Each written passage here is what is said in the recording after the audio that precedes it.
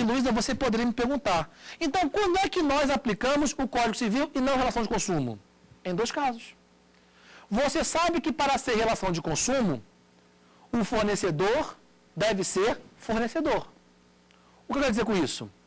Quem vende um produto, vamos lá, conceito de empresário, você não exige, no termos da lei de hoje, profissionalismo, que significa habitualidade. Se eu vender o meu carro usado para você, eu não sou empresário. Eu aproveitei uma chance, descobri, estou vendendo, você quer comprar? Vendi. Para ser empresário, para ser fornecedor, exige-se habitualidade. Então, se eu vender meu carro para você, eu não sou fornecedor, não é relação de consumo, Código Civil. E você sabe também que para ser relação de consumo, o consumidor tem que ser consumidor. O que quer dizer isso? O consumidor tem que adquirir o bem como destinatário final. Se eu compro um bem para revender, não é relação de consumo. Então, nesses 2 casos, quando o fornecedor, quando não é fornecedor, ou quando não é consumidor, lê-se, quando o adquirente não é destinatário final, ou quando quem vende não pratica com habitualidade, nós temos relação que não é de consumo, aplicamos o Código Civil. Então, vício redibitório, você vai no STJ, existem vários precedentes jurisprudenciais no sentido de que não se aplica vício redibitório à relação de consumo. Por quê? Porque você aplica o Código de Defesa do Consumidor com regras próprias. Aqui o prazo é bem móvel ou imóvel, lá é bem durável e não durável. Tem essa proteção do fornecedor que não é obrigado a trocar. Enfim, tem regras próprias. Aqui eu vou estudar relação civil. Respondendo a sua pergunta, Luísa, não pode reclamar vício aparente? Na relação civil, não. Na relação de consumo, pode. Então, numa relação de consumo, como o Código de Defesa do Consumidor protege tanto oculto como aparente, na relação de consumo é protegido, oculto e aparente. Aqui na relação civil, aparente não, só apenas oculto. Mas aí quando não for uma relação de consumo, eu comprando o seu carro usado, por exemplo. Ficou claro? Beleza. Você me vendeu o seu carro usado, vício redibitório. Você vai responder por isso mesmo na sua boa-fé ou só na má-fé? Você colocou na massa. Eu vou reclamar. É claro que você responde. Agora vamos imaginar que eu ligo para você e falo, o carro que você me vendeu não está funcionando. Você vira para mim e fala assim, como assim? Não está funcionando. Tiago, comigo estava funcionando normalmente. Você não sabia do defeito oculto. Existia um defeito oculto que não tinha pipocado ainda. Você não sabia. Boa fé. Mesmo na boa fé, você responde por vício redibitório? Responde, porque é uma garantia implícita imposta ao alienante. Não precisa vir nem no contrato, decorre de lei. Só que há uma diferença. Na boa-fé, você devolve meu dinheiro. E até paga as despesas que eu tive com o contrato. A ideia é não ter gastos. Agora, se você estiver de má-fé, colocou na massa, não só você devolve meu dinheiro, como você indeniza perdas e danos. Então, veja, o adquirente é obrigado, o alienante é obrigado a indenizar ao adquirente perdas e danos só se tiver de má-fé. Na boa-fé, não. Imagine que eu comprei um carro, vou sair de manhã para fazer um trabalho, vou sair de manhã, o carro não funciona, eu perco o trabalho. Vou cobrar de você. Perdas e danos. Prejuízo porque eu perdi o trabalho. Comprei um carro para fazer, eu ia comprar um carro mesmo, adiantei a compra por causa de um trabalho que me foi oferecido no interior do estado, para ganhar uma grana, vou sair de manhã, o carro não funciona, ligo para o empregador, você perdeu o trabalho, tem que chamar outro. Vou cobrar de você. Só se você estiver de má fé. Na boa fé, tu só devolve meu dinheiro. E as despesas que eu tive com o contrato. É só você ler o artigo 441, 442 e 443. Só para não faltar nenhuma regrinha, nós vimos que o vício redibitório você reclama em contratos comutativos e onerosos. Cuidado, na doação você responde por vício redibitório? Não, porque é gratuito. Só que se a doação for onerosa, você responde. Não gosto desse termo, mas é o termo usado pela lei. O que é uma doação onerosa? É a doação com encargo. Por que eu não gosto do termo doação onerosa? Nós aprendemos que contrato oneroso é quando tem equilíbrio das prestações.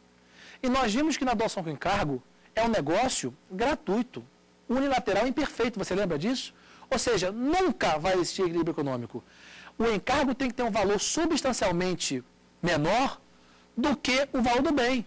Vou lhe doar uma casa e quero que você contribua com 5 mil reais. Você lembra que nós discutimos isso?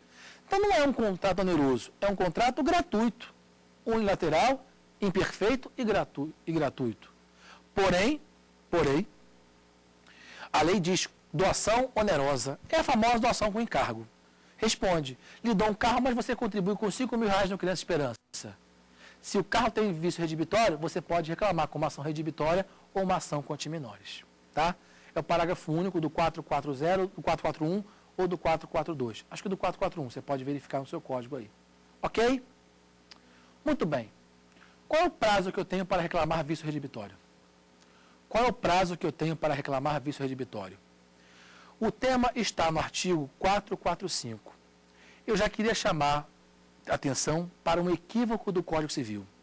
Abre o seu Código Civil no 445. Diz lá: o adquirente decai do direito de obter redibição do contrato ou abatimento do preço no prazo X. Antes de ver o prazo, queria fazer uma crítica. Não vou falar de prescrição e decadência, afinal de contas é tema da parte geral do direito civil. Só que você deve lembrar que a ação condenatória, onde se exerce direito a uma prestação, se submete à prescrição. Já a ação constitutiva, na qual eu cobro o direito potestativo, se submete à decadência. Ou seja, se eu tenho um direito que corresponde a um dever jurídico seu, o prazo que eu tenho para cobrar é prescricional. Se eu tenho um direito que você não tem que fazer nada, é o próprio juiz que constitui ou desconstitui uma situação jurídica, é prazo decadencial. Cobrar dinheiro sempre é prazo prescricional, porque é ação condenatória e você tem que me entregar o dinheiro. Anular contrato sempre é prazo decadencial, porque é ação constitutiva, o juiz constitui a invalidade do contrato, desconstitui a validade. Então, anular contrato, desfazer negócio jurídico, é prazo decadencial, mas cobrar dinheiro é prazo prescricional. Olha o que fala o artigo 445. O adquirente decai do direito, decadência, de obter a redibição ou abatimento do preço. Obter a redibição do contrato é desfazer o negócio, é anular o contrato. Realmente é prazo decadencial. Agora, pedir abatimento do preço na devolução do dinheiro, se é devolução do dinheiro, me desculpe o Código Civil novo, não é decadência, é prescrição. Veja que o Código Civil está impropriamente chamando decadência o caso de abatimento do preço. Redibição do contrato, sem dúvida, mas abatimento do preço é prazo prescricional. Feita essa pequena observação, qual é o prazo? A lei diz, depende se é móvel ou imóvel. Bem móvel, prazo de 30 dias, imóvel, prazo de 1 ano. Se o bem é móvel, você tem 30 dias para reclamar. Se o bem é imóvel, você tem um prazo de 1 ano. Qual o termo inicial do prazo? Quando começa o prazo? Veja, vício redibitório é um defeito aparente ou é um defeito oculto? É um defeito oculto, que você não verifica no momento inicial.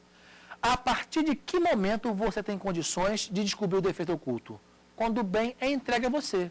Então, eu vendo o meu carro usado para você. Quando eu entreguei o carro para você, você vai usar. E pode descobrir o defeito com o uso. Por isso, a lei diz que o prazo é de 30 dias ou de 1 ano a contar da entrega efetiva do bem. Artigo 445, caput do Código Civil. 30 dias para bem imóvel, 1 ano para bem imóvel a partir da entrega efetiva. Só que, às vezes, a pessoa compra um bem e já estava na posse dele. Quer ver um exemplo?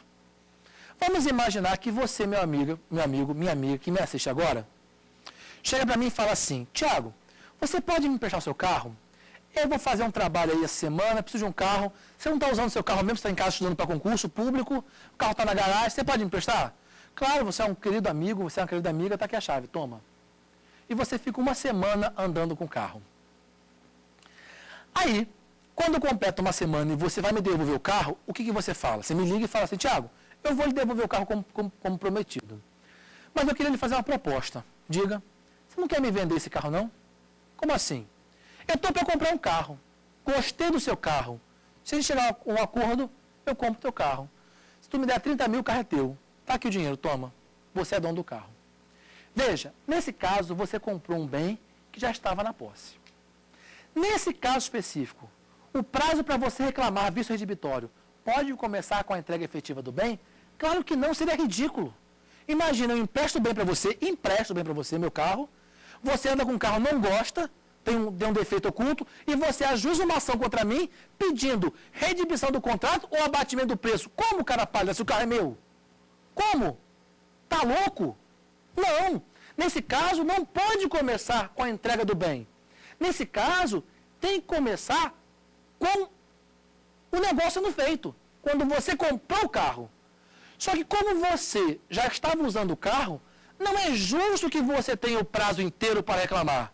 Por isso a lei diz, o prazo é de 30 dias para bem imóvel, 1 ano para bem imóvel, a partir da entrega efetiva. Agora, se você comprar um bem que já estava na posse, o prazo começa com o negócio sendo feito, mas os prazos serão reduzidos à metade.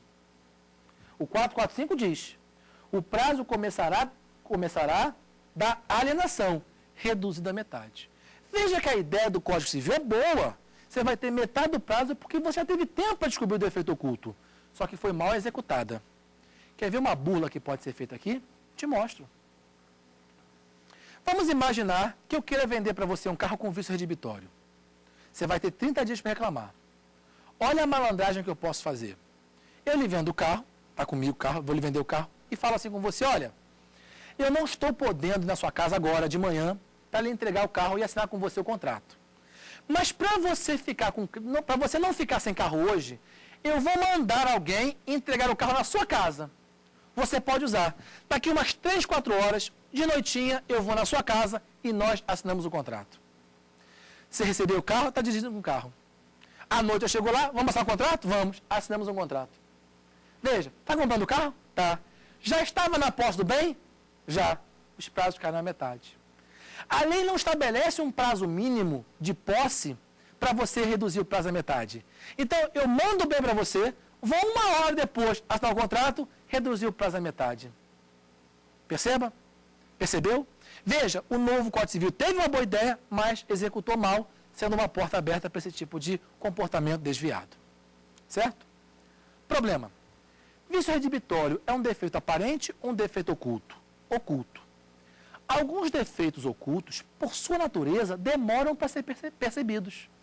Vamos imaginar que eu descubro o defeito oculto depois que acabou o prazo de 30 dias. Dancei? Não.